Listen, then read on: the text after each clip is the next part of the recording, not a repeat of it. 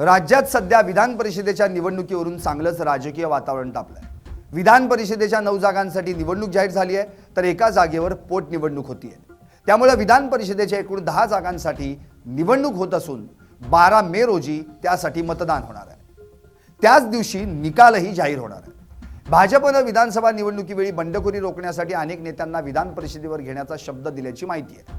तर इतर पक्षांतून भाजपमध्ये पक्षप्रवेश केलेल्या नेत्यांनाही भाजपने विधान परिषदेसाठी शब्द दिल्याची चर्चा आहे। या डझनभर लोकांमधून भाजपला फक्त एक किंवा दोघांनाच संधी देता येणार असल्याने भाजपमध्ये सध्या मोठा वाद पाहायला मिळू शकतो। याशिवाय जातीय आणि विभागीय संतुलन तसेच सध्याच्या राजकीय परिस्थितीच्या पार्श्वभूमीवर किमान एका तरी महिलेला संधी देणे आवश्यक असल्याने नेतृत्वाची डोकेदुखी अधिकच वाढली आहे। महापालिका आणि जिल्हा परिषद निवडणुकीत आपापल्या जिल्ह्यात दमदार यश मिळवलेले काही नेते असे आहेत की ते आमदार नाहीत। त्यांच्यापैकी काहींना आमदारकी देण्याचा विचार सुरू असल्याची माहिती आहे। विदर्भ, मराठवाडा आणि पश्चिम महाराष्ट्रातील प्रत्येक 2 जिल्ह्यांतील प्रत्येकी 2-2 नावांवर विचार केला जात असल्याची माहिती पक्षातील खात्रीलायक सूत्रांनी दिली। विधान परिषदेतून सध्या उद्धव ठाकरे, नीलम गोरे शिंदे गट, शशिकांत शिंदे राष्ट्रवादी शरद पवार गट, अमोल मिटकरी राष्ट्रवादी अजित पवार गट, गोपीचंद पडळकर भाजप, रणजितसिंह मोहिते पाटील भाजप, राजेश राठोड काँग्रेस, प्रवीण दटके भाजप, रमेश कराड भाजप या नेत्यांचा कार्यकाळ संपत आहे। तर प्रज्ञा सातव यांनी विधान परिषदेच्या आमदारकीचा राजीनामा दिल्याने त्या ठिकाणी पोटनिवडणूक लागली आहे। पोटनिवडणुकीसाठी भाजपकडून प्रज्ञा सातव यांचं नाव निश्चित मानलं जात आहे। मात्र भाजपच्या वाट्याला येणाऱ्या 6 जागांसाठी अनेकांची नावं सध्या चर्चेत आहेत, तर अनेक नेते विधान परिषदेवर जाण्यासाठी इच्छुक आहेत। पाहुयात भाजपमधून सध्या कोणत्या नेत्यांची नावं चर्चेत आहेत। माधवी नाईक, राजेश पांडे, रणजितसिंह निंबाळकर, राम सातपुते, संजय काका पाटील, संजय केनेकर, अर्चना पाटील चाकूरकर, दादाराव केंचे, संजय भेंडे, संदीप जोशी आणि दयाशंकर तिवारी।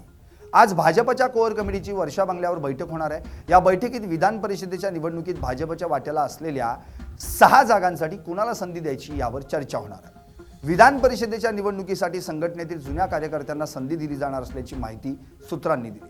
आजच्या बैठकीतील चर्चेनंतर भाजपकडून काही नावांचा प्रस्ताव केंद्रीय नेतृत्वाला पाठवला जाणार आहे। त्यामुळे आता भाजपमधून ज्या नेत्यांना संधी मिळणार नाही त्या नेत्यांची मुख्यमंत्री फडणवीस कशी मनधरणी करणार हे पाहणं महत्त्वाचं ठरणार आहे। महाविकास आघाडीच्या वाट्याला फक्त एकच जागा आलेली आहे, ती ठाकरे गटाला मिळणार असल्याची माहिती आहे। मात्र एका जागेसाठी ठाकरे गटातून उद्धव ठाकरे, अंबादास दानवे, सुषमा अंधारे, विनायक राऊत, राजन विचारे, वैभव नाईक, सूरज चव्हाण अशी 7 जणांची नावं चर्चेत आहेत। प्रियंका चतुर्वेदी यांना राज्यसभेवर शरद पवारांमुळे संधी न मिळाल्याने त्यांना विधान परिषदेवर संधी मिळणार अशी चर्चा होती।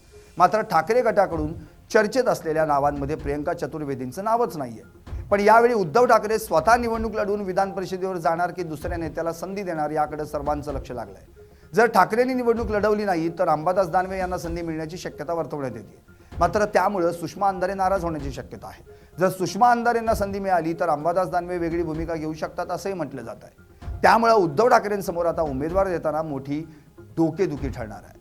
ही फक्त आपण भाजप आणि ठाकरे गटाची परिस्थिती पाहिली, मात्र अजित पवार गट, शिंदे गट यांची देखील काहीशी वेगळी परिस्थिती नाही। अजित पवार गटाच्या वाट्याला 1 आणि शिंदे गटाच्या वाट्याला 2 जागा येणार आहेत।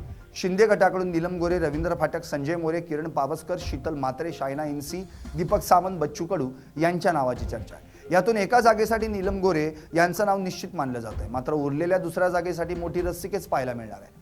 उपमुख्यमंत्री एकनाथ शिंदे हे कुणाला संधी देणार याकडे सर्वांचं लक्ष लागलंय। अजित पवार गटाकडून जिशान सिद्दीकी, उमेश पाटील, संजय दौंड, सुरेखा ठाकरे, आनंद परांजपे, सुरेश बिराजदार, राजेंद्र जैन या नावांची चर्चा आहे।